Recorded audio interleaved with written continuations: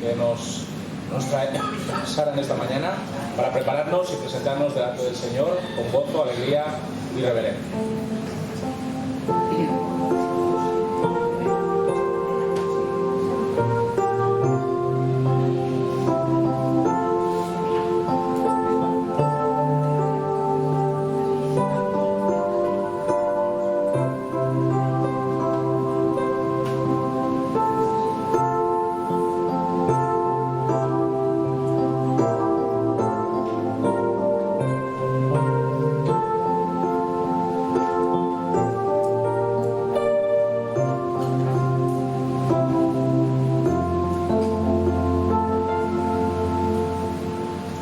Bienvenidos y bienvenidas todos y todas a la casa del Señor.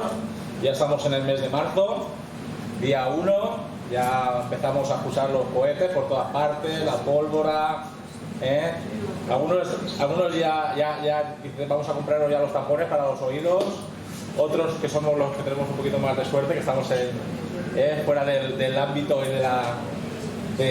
de la pólvora, pues estaremos más tranquilos. También hoy es un día especial porque hoy es el día que se ora y se pide al Señor por las personas que están presas. Hoy es un día también especial a nivel nacional en el que las iglesias ponen delante del Señor a personas que están pues, en la cárcel, que están presas por distintas razones y cuestiones, y dentro de nuestras cárceles, y bien lo sabe nuestro hermano Jesús, que ha estado trabajando muchos años como capellán, que hay muchas personas creyentes dentro de esas paredes que limitan su libertad, pues ya saben por qué, ¿no? Porque están cumpliendo pena por algún delito que han cometido, pero que dentro de esas paredes han encontrado al Señor y hoy día pues son personas nuevas y lógicamente responsables de todo lo que hicieron, tienen que pagar su deuda con la sociedad, pero sin duda alguna también hermanos y hermanas que dentro de la cárcel están también realizando la labor de testimoniar, de dar testimonio del Señor a otros que también están junto a ellos en ese régimen penitenciario. Así que hoy tendremos un momento en el tiempo de la oración para orar también por ellos, para orar por aquellos que trabajan allí, que están allí también luchando y trabajando en medio de ellos. Muy bien. Vamos a tener una oración poniendo en manos de nuestro Padre Celestial este culto para que sea por encima de todas las cosas, para su honra y para su gloria. Oremos. Señor y Dios, queremos agradecerte la oportunidad, Señor, de estar en tu casa un domingo más, Señor, un día especial más, en el que nos reunimos, Señor, en torno a tu palabra, en torno al nombre de tu Hijo Jesucristo, con el corazón lleno de alegría y de gozo, Señor, con la llenura del Espíritu Santo, Señor, saliendo, Señor, por nuestros poros. Queremos agradecerte, Señor, que durante esta semana nos hayas cuidado, hayas estado a nuestro lado, Señor, protegiéndonos de todo mal y proveyéndonos, Señor, de aquello que tú sabes que necesitamos, Padre. Además, Señor, queremos en esta mañana, Señor, tributarte toda nuestra atención, Señor, todas nuestras vidas, Señor, como sacrificios, Señor, entregados delante de ti, Señor, a través de las alabanzas, a través de las ofrendas, a través de las oraciones, Señor. Y queremos, Señor, que tú una vez más nos hables a través de tu palabra, que pongas en nuestro corazón la necesidad de hacer caso, Señor, de lo que tú nos dices, de ser obedientes y de servirte, Señor, en aquello que tú pongas en nuestro corazón en esta mañana. Gracias, Señor, por estar a nuestro lado, por estar en medio nuestro y por darnos de tu amor y de tu gracia. En el nombre del Señor Jesucristo. Amén. Muy bien, hermanos, pues nos ponemos en pie. Y vamos a entonar este himno que dice: grata certeza soy de Jesús, hecho heredero de eterna salud. Su sangre pudo mi alma librar de pena eterna y darme la paz. Y lo más hermoso de todo es el coro, porque es como si tú lo cantases delante del Señor. Esta es mi historia y es mi canción. Gloria a Jesús por su salvación. Aun para mí fue su redención. Bendita historia, bella canción.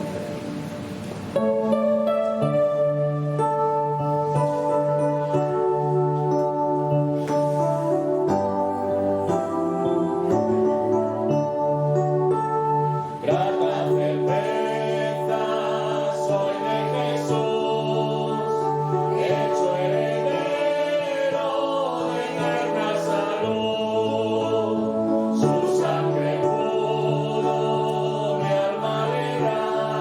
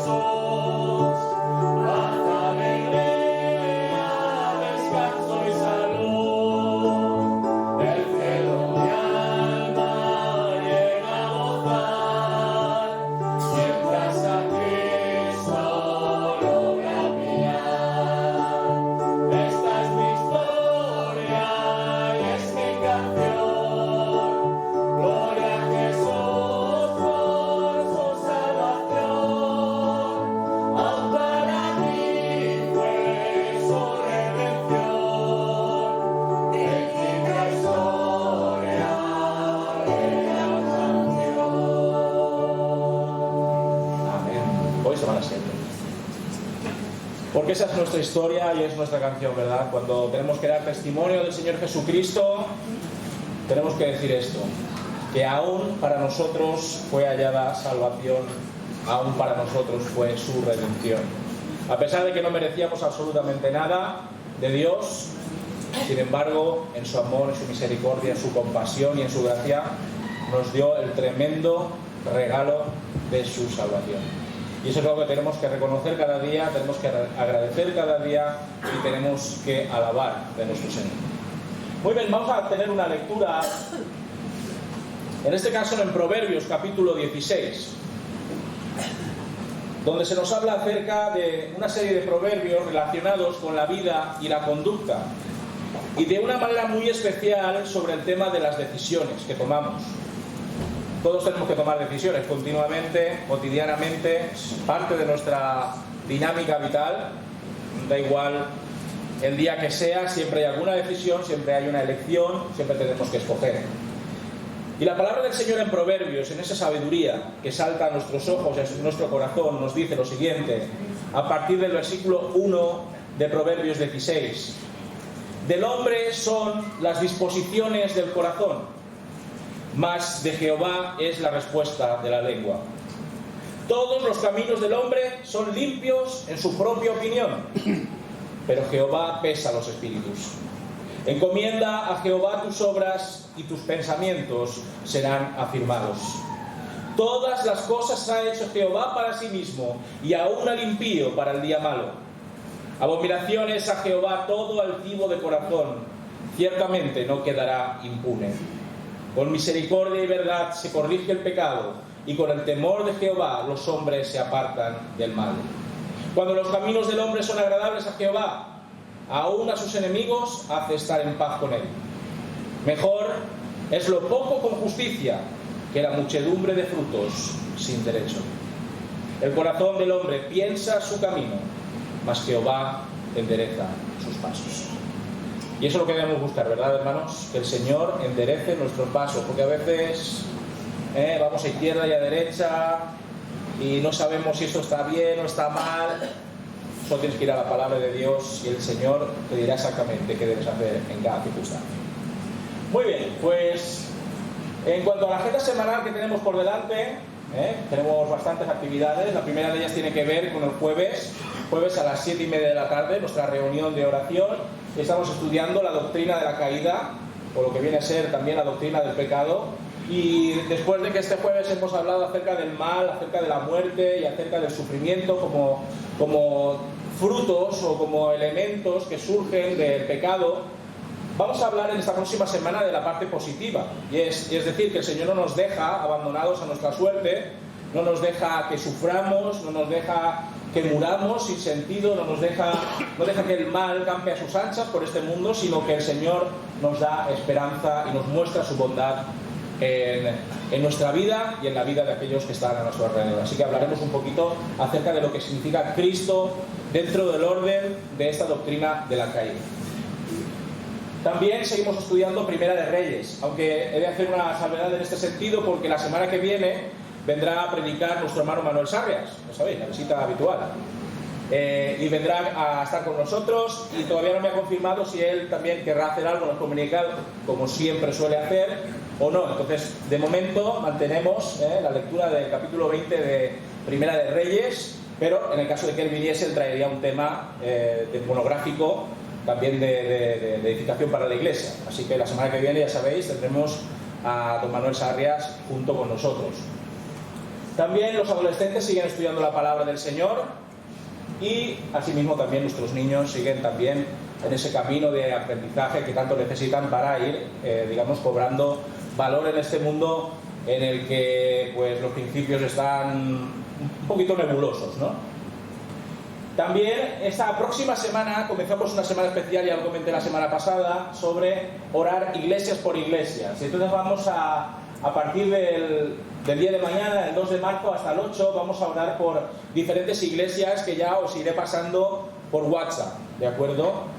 Son iglesias que tienen una necesidad especial por razón de que pues están de crecimiento, o son iglesias que tienen proyectos entre manos que necesitan pues, nuestro respaldo en oración, diferentes cosas, y vamos a ponerlas durante esta semana en vuestros WhatsApps, en el grupo nuestro, para que oréis por ellas cada día por una iglesia, ¿de acuerdo?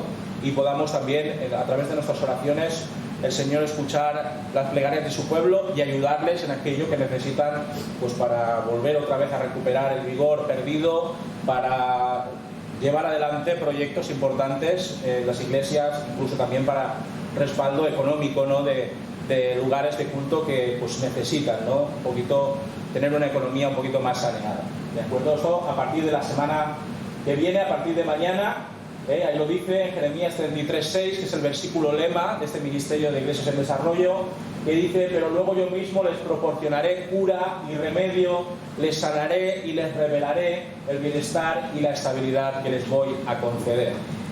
Y nosotros somos parte también de este movimiento de parte del Señor hacia nuestras iglesias hermanas de AUB.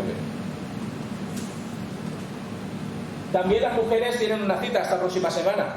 El próximo sábado tendremos la reunión de mujeres de la Unión Misionera de Mujeres, y vamos a hablar acerca de piensa sobre lo que piensas.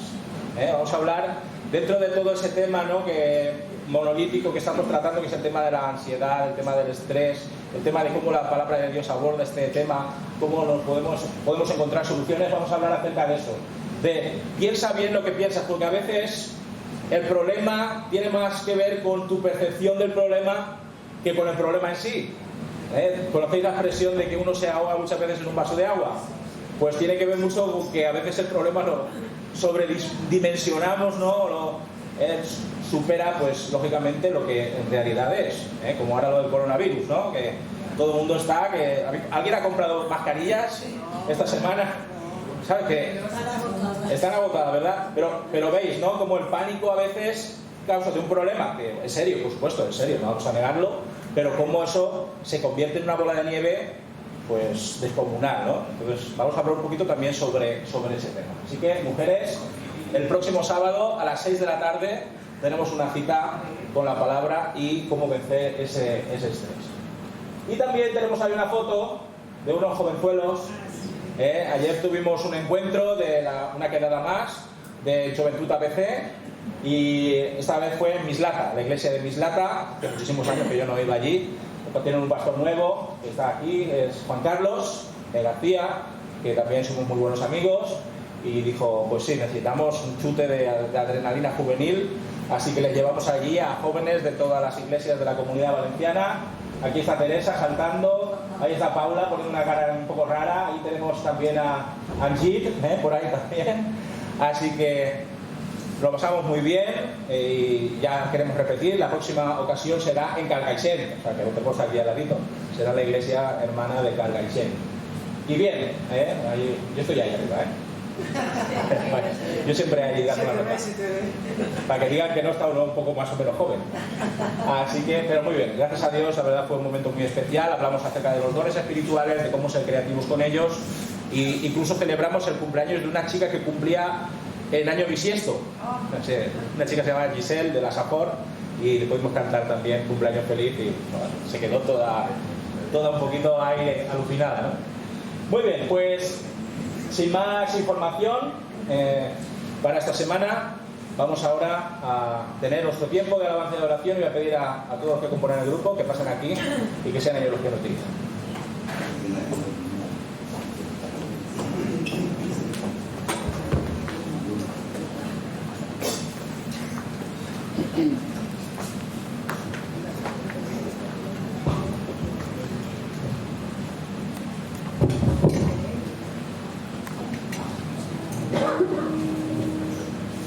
Les invitamos a que se pongan de pie. Vamos a empezar cantando este cántico que dice: al que me ciñe de poder, y solo a Dios, solo a Él alabaré.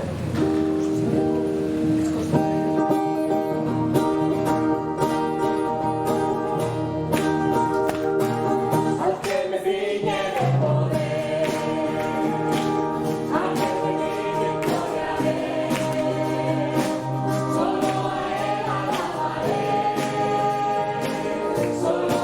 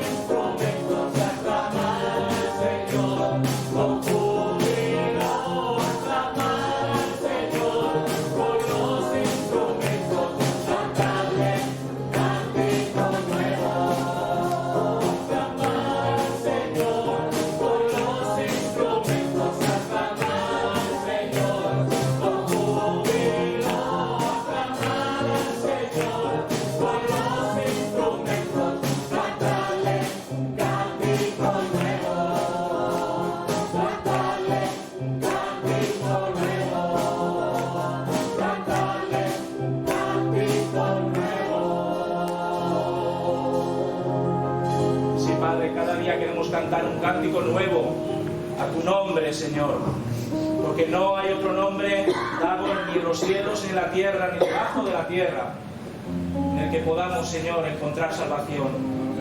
Solo tú eres el Salvador, Señor, solo tú eres el liberador. Solamente en ti encontramos, Señor, la libertad que necesitamos para seguir decidiendo, Señor, para seguir escogiendo lo mejor, y lo mejor eres tú, Padre. Gracias, Señor, porque tú has puesto en nuestros corazones en esta mañana el deseo de adorarte, Señor, con todo nuestro cuerpo, con toda nuestra mente, con todo nuestro entendimiento, Señor. Queremos, Señor, agradecerte todo lo que tú haces cada día en nuestras vidas. Son tantos los milagros que tú realizas, Señor, en ellas. Son tantas y tantas las hazañas, Señor, y los portentos, Señor, que aunque a veces pasen desapercibidos, Señor, para nosotros, sin embargo, son parte de tu protección, parte de tu amor, Señor. Queremos, Señor, pedirte esta mañana de manera especial, Señor, por aquellos que están encerrados, Señor, en prisiones, Señor. Por aquellas personas, Señor, que tomaron malas decisiones, Señor, y ahora tienen que arrostrar, Señor, con ellas. Ahora tienen que responder, Señor, con su falta de libertad, Señor, por esos delitos, Señor, que cometieron, Padre. Y quiero pedirte especialmente por aquellos, Señor, que han entregado su vida a ti, por aquellos que un día vivieron de mala manera y sin embargo, Señor, hoy han reconocido sus pecados, se han arrepentido delante de ti, los han confesado, Señor, y aunque ahora exentos de libertad, Señor, reconocen que la libertad se halla en Cristo, Padre. Te pedimos, Señor, que tú les des fuerzas para seguir adelante, que tú, Señor, les ayudes, Señor, en el tiempo que les pueda quedar ahí, Padre. Y también, Señor, que tú les des oportunidad de testificar a aquellos compañeros suyos, Señor, que también se encuentran en una situación en la que ellos mismos se hallaban antes de conocer a Cristo, Padre. También, Señor, te pido especialmente por los capellanes, Señor, por aquellos pastores, aquellos hermanos, Señor, que se dedican a visitar, Señor, a los presos, a predicarles el Evangelio, a atender sus necesidades, Señor, espirituales, a ayudarles, Señor, a sobrellevar el peso de años, de meses privados de libertad, Padre.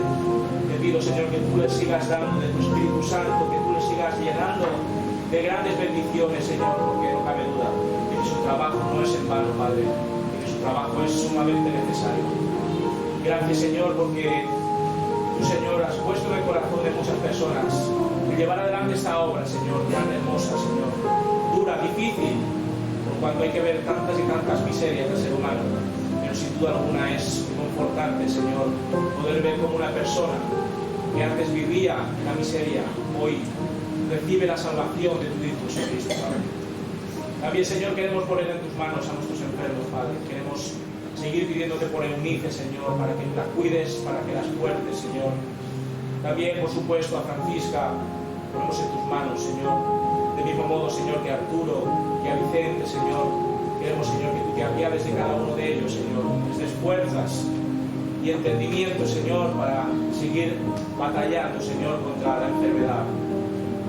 Y también, Señor, queremos que, una vez más, usted siga glorificando, Señor, en cada uno de tus hijos que aquí reunidos, Señor, queremos declararte que te amamos, que no hay nada más que tu amor, Señor, y que sin ti, sin ese amor, nosotros no somos nada, Padre. Gracias, Señor, porque tú estás aquí en medio nuestro. Lo sentimos y sentimos, Señor, tu poder. En el nombre del Señor Jesucristo.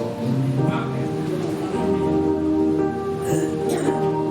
Hay momentos que deberían terminar. Hay segundos que debían de ser eternidad. Cuando tu Espíritu, Señor, se toca con el mío.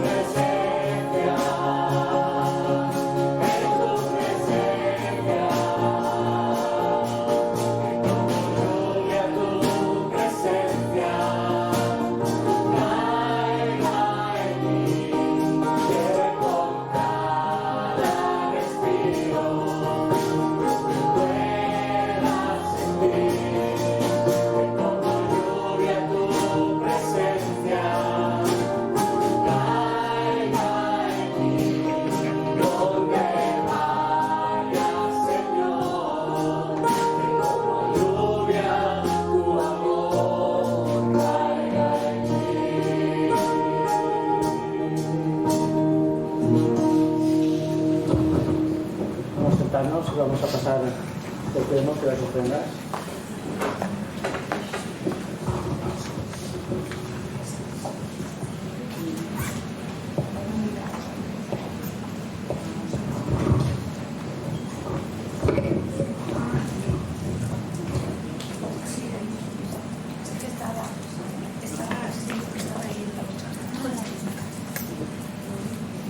Vamos a tener una oración. Señor y Padre nuestro, te seguimos alabando, te seguimos bendiciendo. Gracias, Señor, por esta mañana, Señor, en que podemos estar aquí. Señor, gracias, Señor, por cada uno de los que estamos aquí. Señor, te pedimos, Señor, que tú dirijas este culto, Señor, y que sea de bendición para cada uno de los que estamos aquí. Señor, que podamos aprender un poco más de ti, recibir de ti, de tu palabra, Señor, y poder estar más cerca de ti, Señor. Te queremos pedir, Señor, que tú bendigas estas ofrendas, Señor, que se utilicen según tu voluntad, Señor, para tu obra, Señor, aquí en Calder. En nombre de Jesús.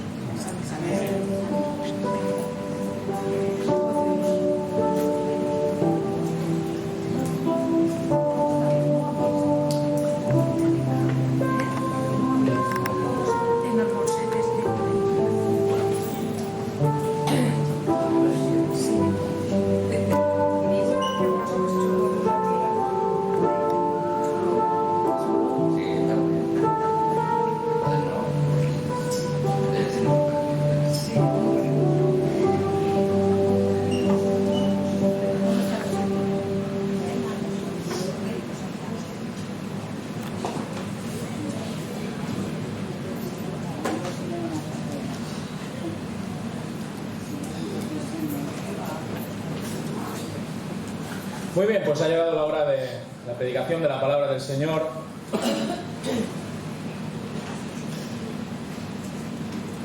Y seguimos hablando. ¿Funciona? Muy bien, ahí lo tenemos. Y seguimos en Ageo, en el profeta Ageo, en esta serie de sermones que nos hablan acerca de pensar bien las cosas, de pensar en determinadas actitudes que a veces tenemos con respecto a Dios, con respecto a la Iglesia, con respecto a lo que significa nuestra vida espiritual, y que a veces las damos por sentadas, aun cuando no tienen un sentido bíblico.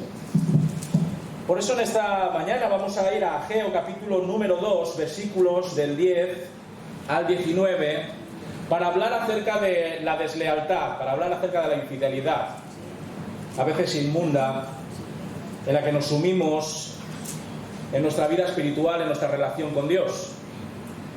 Pero antes vamos a tener una oración pidiendo a nuestro Padre Celestial que sea Él el que hable en esta mañana y que no sea un servidor. Oremos. Señor y Dios, te agradecemos en esta mañana por tener esta palabra tuya entre nuestras manos, Señor. Es el tesoro de nuestro corazón. Queremos, Señor, que nuestras vidas sean guiadas, Señor, por tu Espíritu Santo, por esta palabra tuya, Señor, que nos ayuda a subsanar, Señor, determinados errores que cometemos cuando se trata de estar atentos a tus cosas, Señor, a tus negocios, Padre. Te pedimos que tú, Señor, pongas en nuestro corazón entendimiento, discernimiento y, por supuesto, inteligencia espiritual. En el nombre del Señor Jesucristo te damos gracias por todo. Amén. Muy bien, hay personas a las que no les importa de dónde provenga el dinero con tal de poder disfrutar de este. ¿Habéis conocido a alguien así? Personas que no les importa de dónde procede el capital mientras pueda utilizarlo a su antojo. Los fondos recibidos pueden llegar de orígenes de dudosa catadura moral, puede que sean el producto de delitos, de crímenes abyectos, o puede ser también ese dinero el resultado de actividades fraudulentas. ¿Y sabéis qué pasa?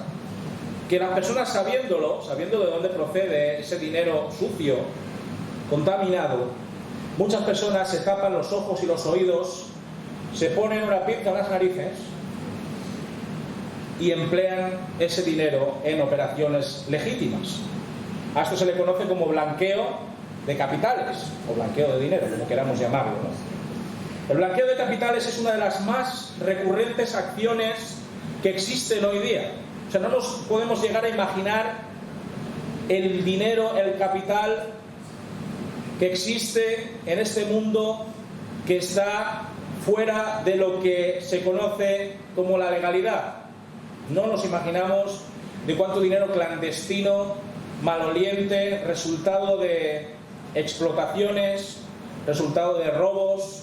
Precisamente estábamos viendo mi esposa y yo una serie nueva que se llama Hunters, que habla de cazadores de nazis en los años 70, y en una de esas ocasiones en las que están buscando a esos nazis, a esos criminales de guerra, entran en un banco suizo y en una de sus catacumbas, en una de sus cajas fuertes más profundas, encuentran todo lo que les habían quitado a los judíos en Auschwitz: dientes de oro, vajilla, cuadros, etcétera, etcétera, etcétera. Y todo eso está ahí. Todo eso está ahí. Y todo eso es dinero, lógicamente, mal habido. Recursos monetarios procedentes del tráfico de estupefacientes, de trata de personas, de malversaciones de caudales públicos, de mordidas ilegales, se blanquean normalmente al sol de negocios aparentemente solventes, legales y ajustados a derecho. Este tipo de artimañas las llevan a cabo, pues, por ejemplo, ¿no?, por poner unos cuantos ejemplos, partidos políticos. ¿Recordáis lo de la caja B? Cuando hablas de B, estás hablando de dinero en negro, dinero que no entra dentro de los cauces legales. Encontramos entidades religiosas. Si escarbáramos un poquito, ¿no?, tal vez en la Iglesia Católica, nos daremos cuenta de muchísimas sorpresas, de dónde procede exactamente ese dinero que ellos tienen. También incluso asociaciones sin ánimo de lucro que salen en televisiones, ¿no?, diciendo colabora, ayúdanos, échanos una mano, y después ya sabemos lo que pasa por detrás, ¿no? Y todas estas agrupaciones de personas, todas estas sociedades de personas piensan que con no conocer la procedencia del dinero, pues ya deja de apestar a sangre y a lágrimas. Millones de conciencias cauterizadas en este mundo siguen moviendo ingentes cantidades de dinero desde las oscuridades de la sociedad hacia la luminosidad de las altas esferas. Yo en una ocasión tuve la oportunidad, como sabréis, yo soy bastante seriófilo, en una ocasión tuve la oportunidad de ver una serie de televisión en la que unos narcos ofrendaban del dinero que les sobraba a un sacerdote católico. Y con la excusa de que un dinero mal habido podía llegar a hacer un gran bien en manos de personas preocupadas por el bienestar de los más necesitados, este vicario no tenía escrúpulos en recibirlo y en administrarlo a su conveniencia. Y lo mismo sucedía, y de hecho es una realidad constatable, con los grandes capos de los cárteles más peligrosos e influyentes de Colombia. Ahí tenemos al archiconocido y televisivo Pablo Escobar, uno de los seres más sanguinarios y más crueles de toda la historia de la humanidad, que construía viviendas sociales en Medellín con el dinero logrado a costa de la muerte de miles y miles de personas a lo largo y ancho de América y Europa. No importaba de dónde aparecía el dinero necesario para ello, siempre que el bienestar social de los menesterosos fuese cubierto. Es decir, que el fin justifica los medios. ¿Cómo no iban los más humildes a idolatrar a alguien que les regalaba un techo bajo el que cobijarse? ¿Qué les importaba si Pablo Escobar atentaba contra otras personas? Si podían vivir holgadamente a costa del precio del derramamiento de la sangre de otros que no fuesen ellos. Ojos que no ven, corazón que no siente.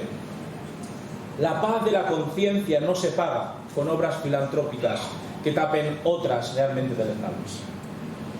Podríamos decir que este dinero de sangre era un dinero inmundo, ya que ensuciado y contaminado por la muerte del prójimo, no podría ser lavado nunca de su hedor fatal por muchos Padre Nuestros y por muchos Ave Marías que se dijesen en favor de los delincuentes que lo lograban. Y fijaos, hermanos, la Iglesia sigue siendo, en muchos de los casos, y más allá de denominaciones y confesiones concretas, uno de los espacios que más y mejor lavan el dinero de negocios inmorales y truculentos. Por desgracia es así. Hay varias iglesias, incluso aquí en España, que han sido desmanteladas porque el dinero con el cual construían esos templos enormes procedía, lógicamente, de la delincuencia, de la droga, de la trata de personas. Con la justificación de que eran donativos, de que eran ofrendas, las arcas de algunas instituciones religiosas se han llenado hasta los topes. Todo bajo la pretendida intención de mejorar la vida de los marginados de la sociedad. Pero hermanos, ¿todo vale en este mundo? ¿Verdad que no? No todo vale. Y menos vale en lo que a la comunidad de fe se refiere y en lo que a la adoración y a los diezmos se refiere. Es preciso pensar si realmente vale la pena realizar este tipo de actividades limpiadoras, dado que Dios es omnisciente y observa con precisión incalculable el motivo de todas las cosas que suceden en el mundo y en la congregación de los santos de manera mucho más específica. Vayamos al texto de hoy, para ver qué tiene que ver todo esto con lo que nos expresa en la palabra de Dios el profeta Ageo. Recordemos que Judá, tras su regreso a casa después de décadas del exilio babilónico, debe pensar también, de forma seria y profunda, el porqué de sus acciones religiosas. ¿Te has preguntado alguna vez, como nos decía esta mañana, parece que el Espíritu Santo lo maneja todo de esa manera, te has preguntado lo mismo que ha preguntado el profesor de escuela dominical Isaías: ¿qué haces aquí, Elías? ¿Te has preguntado qué haces hoy, un domingo por la mañana, aquí en la iglesia? ¿Qué haces aquí siendo cristiano? ¿Qué haces aquí participando de la alabanza, de la oración? ¿Por qué lo haces? ¿Cuál es la razón? ¿Cuál es la motivación que te lleva a hacer lo que haces?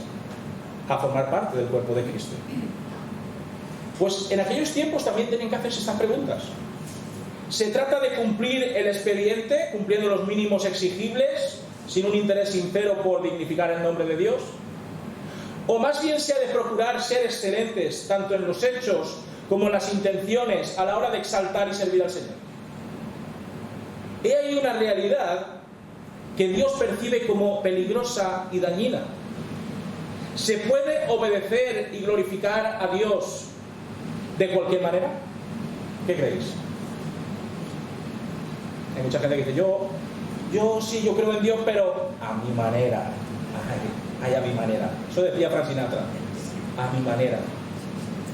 Eso de creer en Dios a mi manera es bastante abstracto, ¿no? Bastante difuso y peligroso. Fijaos, el tiempo pasa mientras los líderes de Judá intentan hacer acopio de los materiales y fondos necesarios para comenzar a poner las primeras piedras del templo de Jerusalén. Y concretamente, unos 2 meses después de la última voz profética alentadora de parte de Ageo, encontramos los versículos 10 al 13. Fijaos lo que nos dice.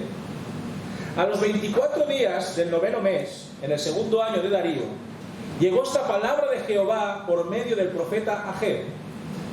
Así ha dicho Jehová de los ejércitos: pregunta ahora a los sacerdotes acerca de la ley y diles: si alguno lleva carne santificada en la falda de su ropa, y con el vuelo de ella toca el pan o la vianda, el vino o el aceite o cualquier otra comida, ¿será santificada? Los sacerdotes respondieron diciendo que no. Entonces Ageo continuó: si uno que está impuro por haber tocado un cadáver toca alguna cosa de estas, ¿quedará ella inmunda?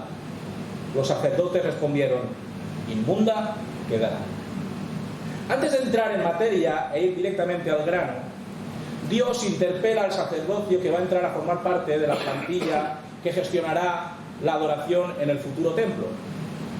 Es un examen sorpresa, podríamos decir, de parte de Dios, del que, como vemos, salen triunfantes, cosa que agrada a Dios en un sentido, puesto que al menos pues, la ley sigue estando fresca en sus mentes y en sus corazones. Es algo de agradecer. Y la primera pregunta que Dios les hace tiene que ver con las leyes de la pureza y de la impureza recogidas en el Pentateuco, lo que se conoce en el mundo judío como la Torá.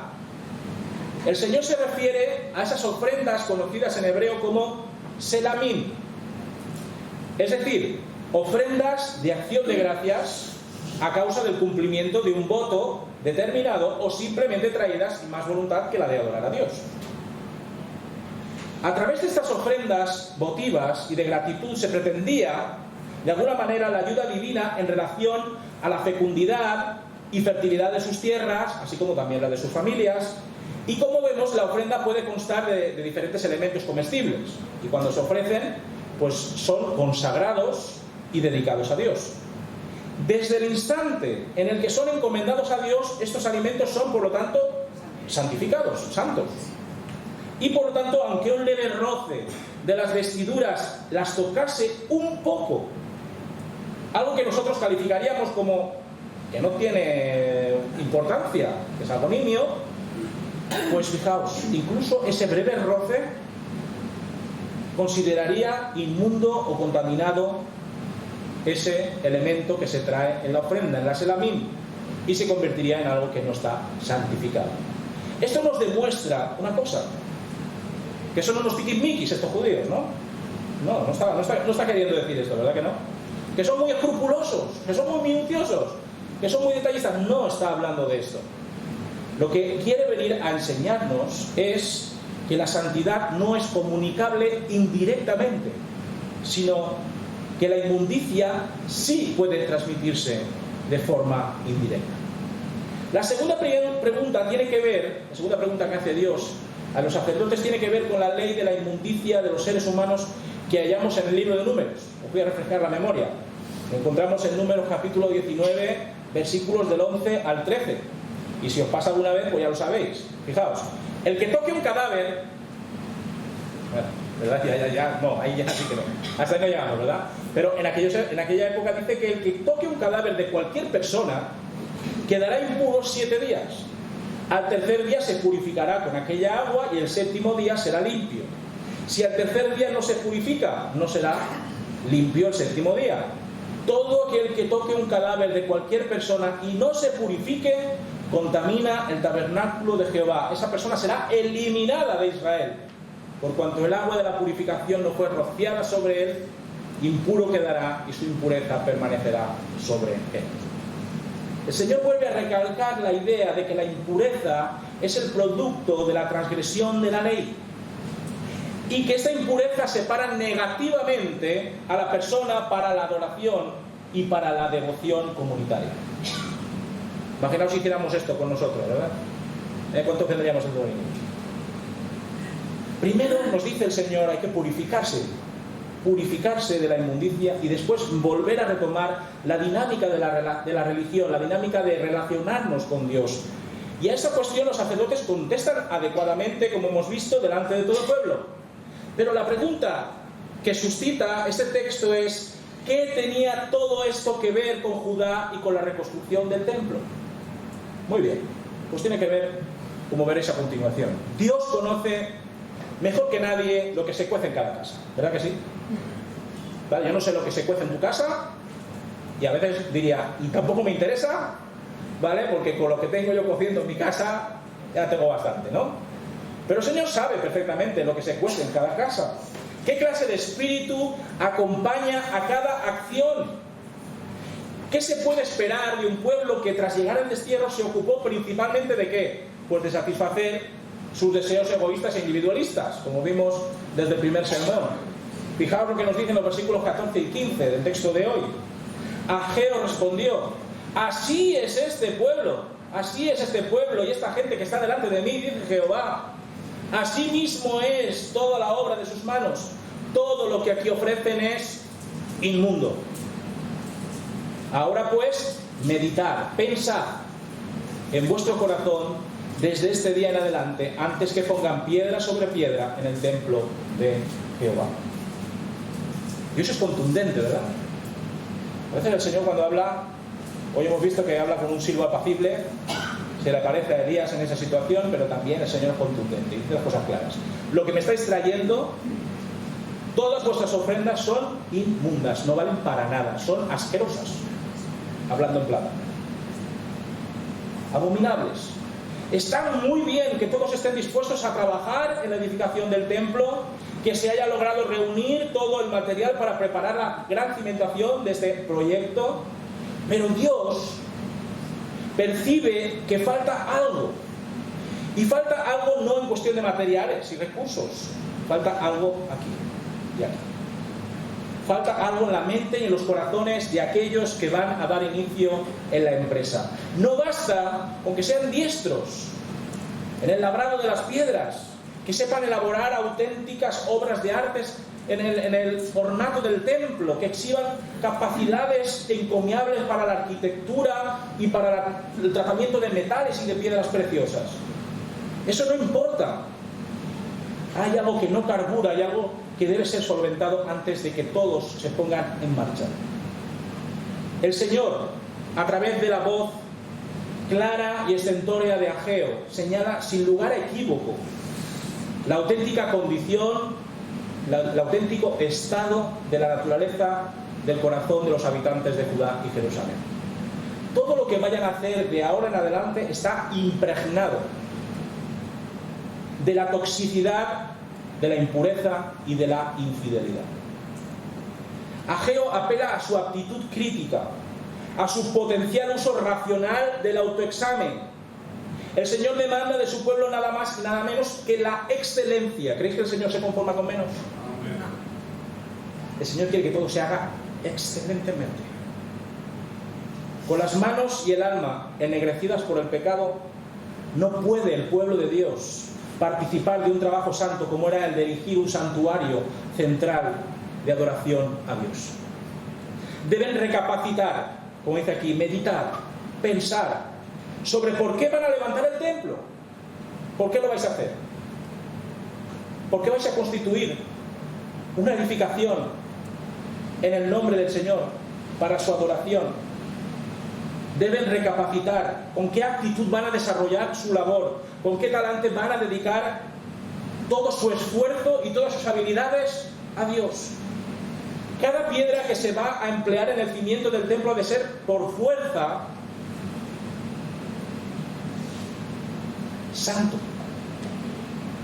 Cada piedra debe ser santa, santificada. Y si las manos pecadoras de los trabajadores las tocan, dejarán de ser lo que deben ser y no servirán a los propósitos de Dios. De ahí que Dios sea tan directo con el pueblo, que exprese por medio de Ageo, el profeta, la importancia de la limpieza del corazón antes de embarcarse en una misión dirigida por él. El pueblo y sus dirigentes han de meditar en sus caminos una vez más y valorar la reverencia, el respeto que debemos tributar a Dios antes de comenzar todo el despliegue de artesanos y maestros ingenieros. Todos los que van a cooperar en la construcción del templo han de asumir su responsabilidad y deben comprender la realidad de que hacerlo todo delante del Señor requiere de seriedad, requiere de reverencia. Cada motivo tiene y cada detalle tiene su dirección, y por lo tanto todos y cada uno de los que colaborarán en la refundación del templo deben estar completamente comprometidos con la santidad de Dios. El pensamiento comunitario, que era un pensamiento muy útil y muy necesario en aquellos tiempos, ha de unificar criterios, actitudes, para que desde la unanimidad todo pueda servir para la honra y para la gloria de Dios. Y lo mismo se puede aplicar hoy día a nuestra iglesia, a la iglesia de Cristo contemporánea. El Señor nos encomienda continuamente misiones, proyectos, nos encomienda un trabajo dentro de la iglesia y fuera de ella. Pero la santidad de Dios demanda excelencia y el más alto grado de perfección moral y espiritual a la hora de llevar a cabo nuestra colaboración en la obra. No vale hacer las cosas de cualquier manera, ¿verdad que no? El Señor no va a aceptar eso de nuestras manos. Con el corazón sucio, con el corazón polvoriento, no podemos honrar a Dios. Y por lo tanto hemos de reflexionar sobre cuál es nuestra necesidad de ser purificados por la sangre de Cristo antes de iniciar cualquier actividad, cualquier proyecto, cualquier programa que busque santificar el nombre de Dios. El Señor no quiere personas que hacen las cosas porque sí, no quiere a personas que hacen las cosas por inercia, no quiere a personas que hagan las cosas por tradición, por obligación, coaccionadas de alguna manera. No, el Señor quiere que aquel que se disponga para llevar adelante la misión de Dios sea una persona aprobada por Él y por lo tanto sea purificada por la sangre de Cristo. Y claro, con esto en mente, hermanos, el Señor les recuerda a los habitantes de Judá y de Jerusalén que la razón de su prácticamente inexistente bienestar y de vivir vidas mediocres e infértiles es precisamente el haber priorizado sus necesidades por encima de la adoración a su persona. Y esto es algo que inalterablemente podemos incluso trasladarlo a nuestro tiempo y a nuestra vida espiritual. Cuando preferimos hacer caso de lo nuestro primero y después de lo del Señor, nuestras vidas son vidas que se convierten en mediocres. No dan fruto. Son vidas de sin pena ni gloria. Si desde que llegaron los habitantes de Judá a habitar de nuevo la ciudad de Jerusalén han estado en modo de supervivencia, es a causa de su infidelidad, a causa de su inmundicia espiritual. Así nos lo dice el Señor en los versículos 16 al 18. Antes que sucedieran estas cosas, venían al montón de 20 efas y solo habían 10. ¿Cómo es esto? Venían al lagar para sacar 50 cántaros y solo habían 20. Os herí con un viento sofocante, con tizoncillo y con granizo en toda la obra de vuestras manos, pero no os convertisteis a mí, dice Jehová. Y de nuevo, la palabra que resuena una y otra vez en Ageo: meditad pues en vuestro corazón desde este día en adelante, desde el día 24 del 9º mes, desde el día que se echó el cimiento del templo de Jehová, meditad pues en vuestro corazón. Pensad bien las cosas. Antes de ser apercibidos proféticamente por Ageo, los judaítas se dedicaban a sus cosas, desentendiéndose por completo de la parcela teológica, comprobando cómo sus cosechas y sus vendimias eran miserables. Y la gente se preguntaba, ¿por qué esto está pasando? El que es o ha sido agricultor sabe perfectamente lo que puede dar de sí un terreno sembrado y una viña plantada, ¿verdad que sí? Más o menos, dice, mira, más o menos voy a sacar este año, pues si las cosas van bien, las circunstancias óptimas, voy a sacar tanto, ¿verdad? Más o menos. A ojo de buen cubero, el agricultor sabe lo que va a sacar o de una viña o de un sembrado. Cuando el máximo potencial del terreno cultivado no se concreta tras el trabajo duro, tras la inversión realizada, ¿qué hace el agricultor? ¿Qué suele hacer? Perder dinero, ¿verdad? Pierde dinero. Y se pregunta, ¿cómo es posible? Si este campo yo le he invertido, he echado los abonos que había que echar, los plaguicidas que tenía que necesarios, he puesto las mejores plantas para que crezcan y den el fruto más óptimo, y sin embargo esto no va ni cara al aire. Pues la verdad es que el agricultor no puede por menos que lamentar su suerte, ¿verdad? El Señor indica en estos versículos que la mengua de sus alimentos, la mengua de los productos básicos para vivir vidas más o menos confortables, han sido afectados por su estilo de vida. Un estilo de vida ombliguista, de mirar únicamente a lo suyo propio, sin contar en primer lugar con Dios. El dueño de las tierras podía tener la esperanza, podía tener la expectativa de verse favorecido por la buena cosecha, pero comprobamos una vez más cómo lo espiritual se conecta indefectiblemente con lo material. A veces no nos damos cuenta de esto, pero es cierto. La prosperidad y la bendición de Dios estaban inextricablemente entrelazadas con una conducta santa y dedicada a la adoración del Señor. Porque, hermanos, hay algo que sabemos perfectamente, es que Dios es el dador del shalom. Dios es el dador del bienestar holístico de la persona individual, de la familia y de la sociedad. Y por lo visto el estado de las cosas en Israel, en ese momento en Judá, era bastante grave, y por ello nada que se planificase daba el fruto deseado. A causa de la infidelidad humana para con Dios, el pueblo se hallaba quebrantado, se hallaba desconcertado.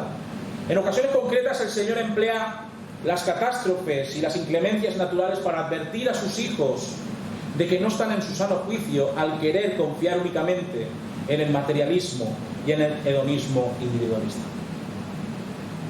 Ante esta interpretación de la acción divina, por supuesto, lejos de mí y lejos de cualquier cristiano, decir o querer ver la mano de Dios donde no está, ¿vale? Ahora no vayamos a pensar que el coronavirus es cosa de Dios, o que un terremoto es cosa de Dios, o que la erupción volcánica es cosa de Dios. Eso tampoco vamos a decirlo, porque eso no es cierto.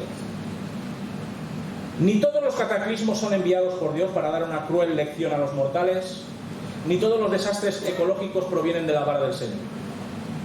Solamente en ocasiones que el Señor revela en su palabra acontecen este tipo de episodios, aunque también un trágico acontecimiento pueda acercarnos más a Dios sin que éste tenga que provocarlo.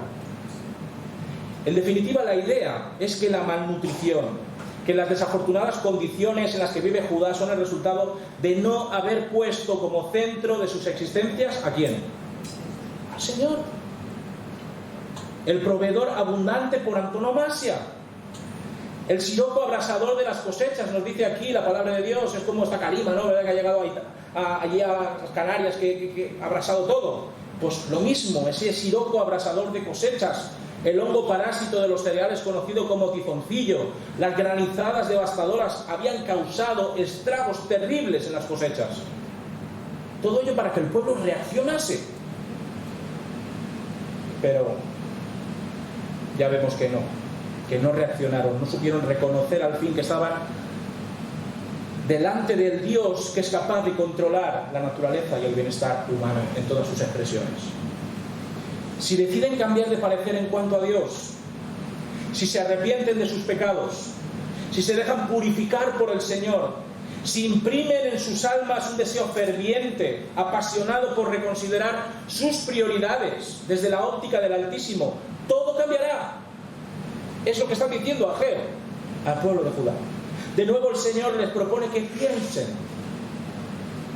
que mediten, que reflexionen sobre sus caminos de ahora en adelante. Y eso es algo que el Señor también nos dice a nosotros hoy.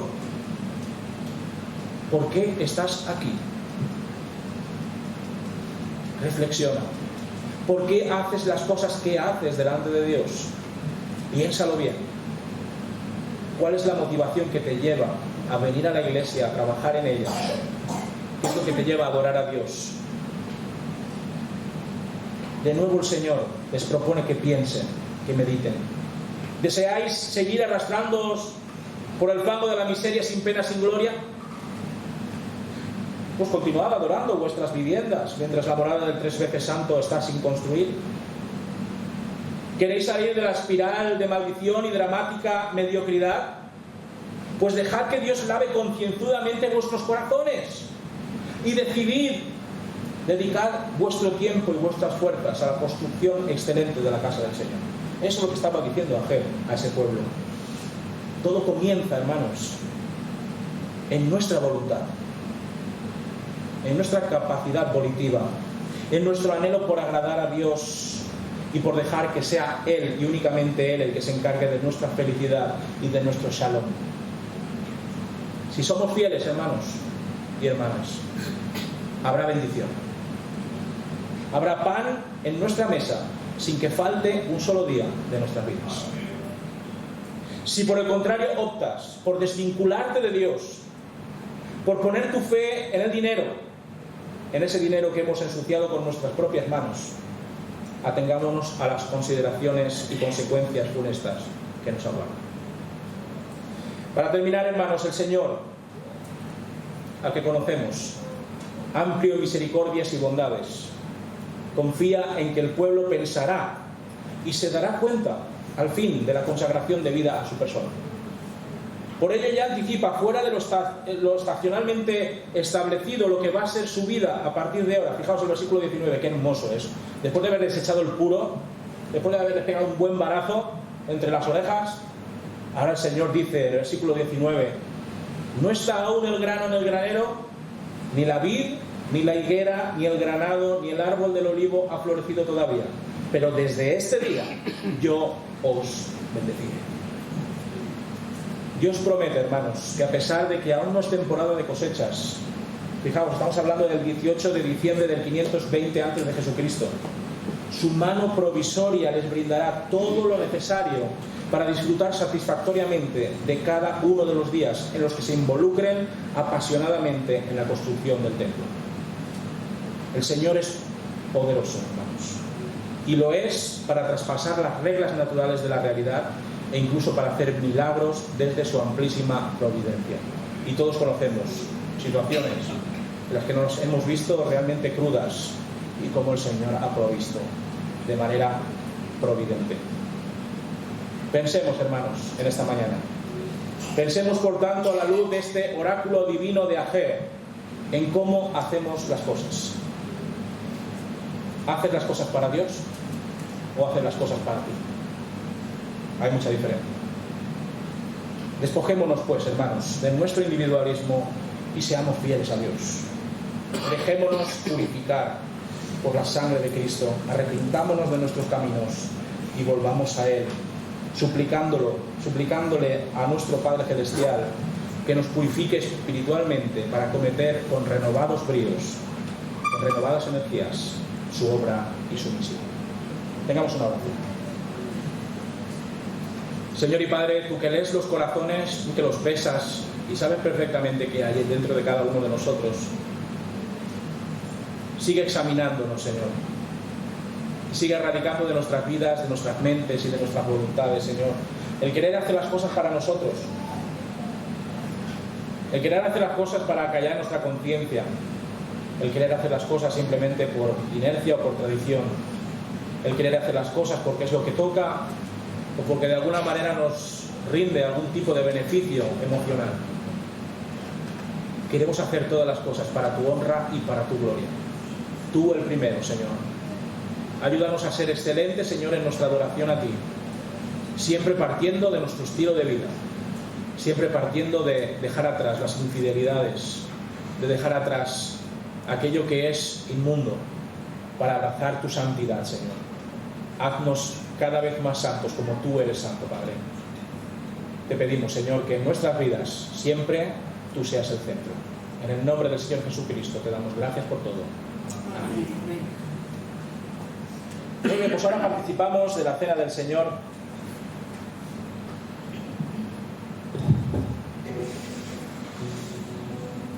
Y vamos a acercarnos a esta mesa de provisión, a esta mesa preciosa, en la que tenemos el pan y el vino, elementos simbólicos de lo que el Señor nos ha dado. El Señor nos ha dado la oportunidad de venir delante de su presencia para tomar del pan, recordando su cuerpo partido en la cruz por causa nuestra. Nos da la ocasión de presentarnos delante de Él para tomar del vino, el símbolo de su sangre derramada en la cruz del Calvario. Y es el momento de dejar atrás cualquier impureza, cualquier infidelidad delante del Señor. No podemos participar indignamente del cuerpo de Cristo. Necesitamos examinar nuestras vidas, pensar por qué venimos aquí delante, por qué lo hacemos, por qué queremos probar el pan y beber del vino. ¿Tienes claro el por qué? ¿Sabes el significado de cada uno de estos elementos? ¿Conoces la historia que es tu historia, la historia de tu salvación?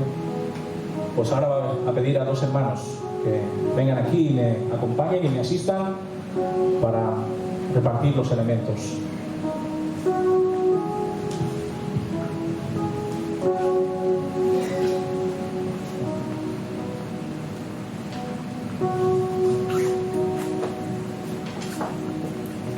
Y comenzamos, en primer lugar, dando gracias por el pan. Tino, te doy las gracias. Señor Jesús, gracias porque nos permites el poder participar de tu cena, poder comer de tu cuerpo. Queremos que tu nombre sea glorificado en esta mañana, porque entendemos que si participamos de todas estas cosas es porque tú lo permites, Padre. Señor, gracias por tanto amor derramado en esa cruz, por salvar nuestras vidas y por hacer de nosotros algo que nosotros nunca habíamos pensado que podíamos ser, y es hijos tuyos. Gracias por todo, en el nombre del Señor te lo pido. Amén.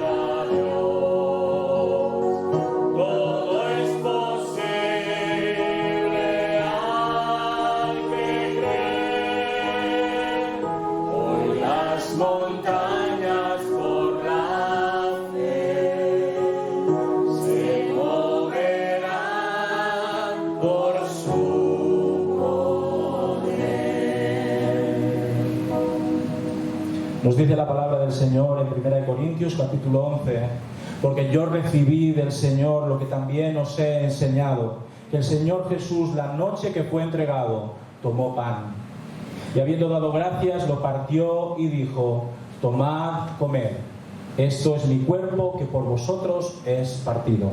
Haced esto en memoria de mí. Comamos.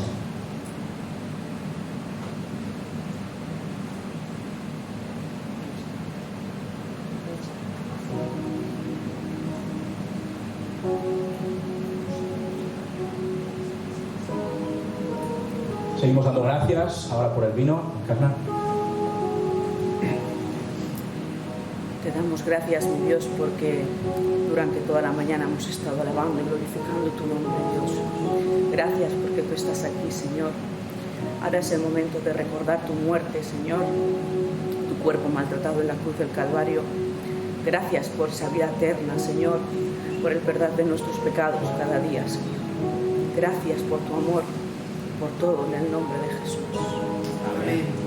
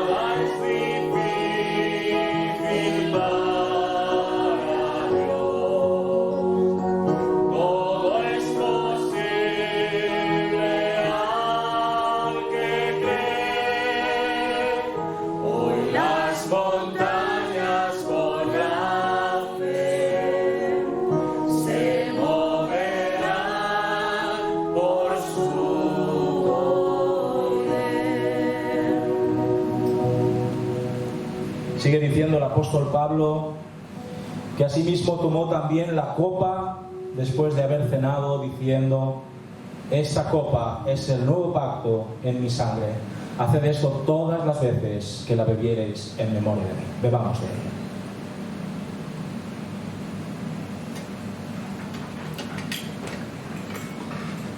Y termina diciendo el apóstol: así pues, todas las veces que comiereis este pan y bebiereis esta copa, la muerte del Señor anunciáis hasta que Él venga.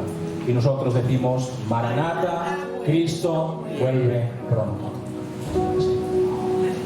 Nos ponemos en pie, hermanos, para terminar cantando la doxología,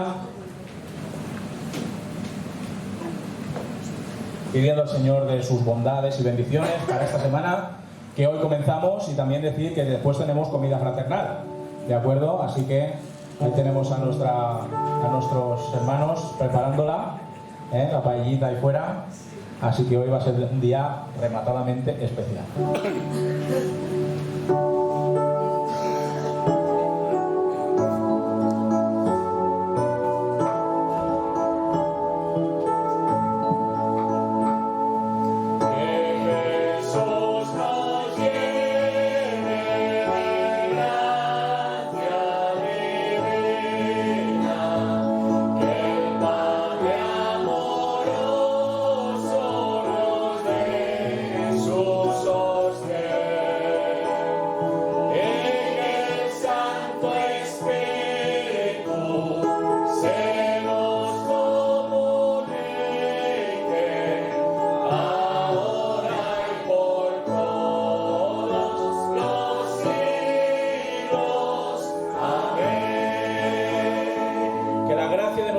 Jesucristo y el amor de Dios y la comunión del Espíritu Santo sea con todos vosotros, hoy y siempre.